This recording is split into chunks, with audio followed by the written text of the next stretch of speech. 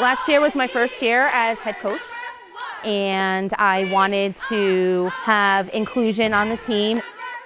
And especially knowing MK for the last 12 years, I really wanted her to be a part of it, and I knew she loved cheer. With cheer, with the academics, with the way her program is, she's been made part of her school life, part of her class life, really the whole time she's been here. Activity-wise, we added cheer for now the second year, and she's gonna end up being a 4-year participant in unified sports. What unified sports do you play? I know you do that too. Soccer, cornhole, basketball, track and field. You have a favorite? Soccer. People see children that are different and her disability is visible. I think it automatically comes sometimes with an idea that they're not going to be able to perform to the same standard as one of their general education classmates. When you have a special needs child, especially a child with Down syndrome, you tend to sometimes think about some of the physical limitations, about them typically being undersized height-wise, and yet here she is getting herself into environments where she's able to participate, and not just participate, but really be included and be a part of what her peers are doing. I think we've come a long way, including children with varying disabilities in the general education population.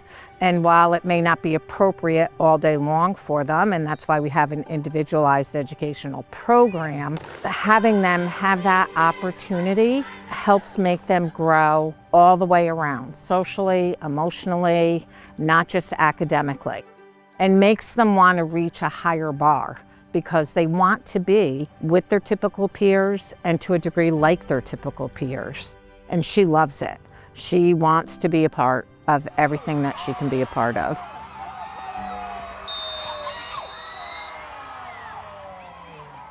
I do dance on Saturdays and I do softball on weekends too. You're busy.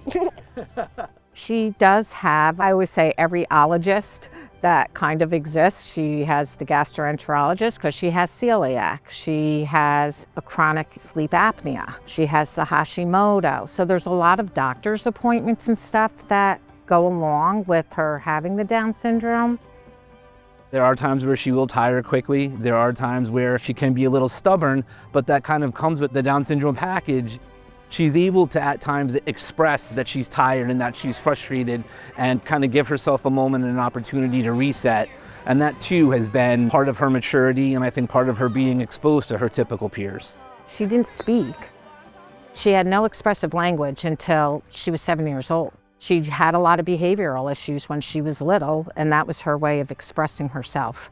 Now she's able to use her words and kind of acts pretty much like everyone else. You know, we'll make up stories that aren't true, that you're saying, are they true? And then she'll be like kidding. Oh God, Dad, this is a good one. To see how far she has come and to have a conversation with her and to see her social skills is amazing. Stephanie Falcone has been totally instrumental from the beginning of Mary Kathryn's early elementary years when she was in kindergarten with her son, Aaron.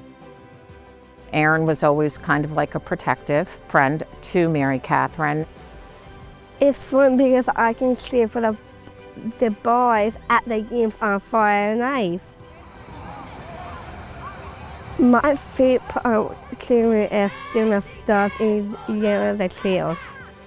What do you like about the football games? I go out on the field and my halftime performance. Why do you like that? Be like up top.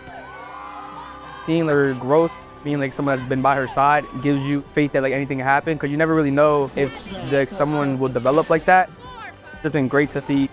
That group of kids from Eli Whitney, that senior class, they are just a special group of kids in general. Right from the very beginning, that Eli Whitney environment was extremely inclusive. I truly think that has helped shape who she is socially and helped form a part of her personality, obviously along with her mother and father and her extremely supportive sister. We all included MK from the start. It was never really like, oh, like no, because she has a disability, she can't be with us. She's always been included. Like whenever we'd have like our big friend group dinners with everyone of our parents, she'd always be there. We would always like be around her, like summertime activities, we'd always be hanging out. It was just a great experience. We went through elementary school, middle school, high school, just always known her. Every time you're around her, you're always laughing, always something to laugh about. She always keeps the mood high. Last year was our first year having children with disabilities on our team, and it was different. It was very new to all of us, but I definitely remember being on the sideline and always hearing, "Let's go Bulldogs," hearing that from behind me or next to me. It moved me a lot, and it was always MK yelling. She's very joyous. I know like a lot of girls who are disabled don't really get to experience the real cheer, but our coach really brought us all together and we got to perform together, and just seeing that smile on her face really just made my day. The most beautiful thing I've ever seen. I would like to be a part of something that's good for others and to show that like you can embrace somebody and it doesn't matter how they are. How much do we want? I love that about Stratford and Bunnell Cheer. She has quite the sass. She doesn't hold back. Oh gosh. To see her have that sass to where she was in kindergarten to now is heartwarming to me. Our next senior is Kathryn Llewelyn. I was heavily involved in the Down syndrome community with the Down Syndrome Association of Connecticut. And so I've been able to hear some of the stories of the past where removal from a home or institutionalization or being included with typical peers, wasn't really an option going back 15, 20 years ago.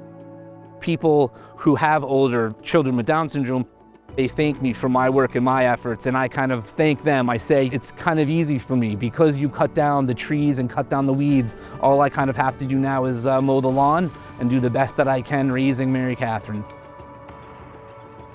I would say the most pride in her growth for me is her determination and strive to be independent. She's determined to keep up with the Joneses with her peers because she doesn't want to be singled out.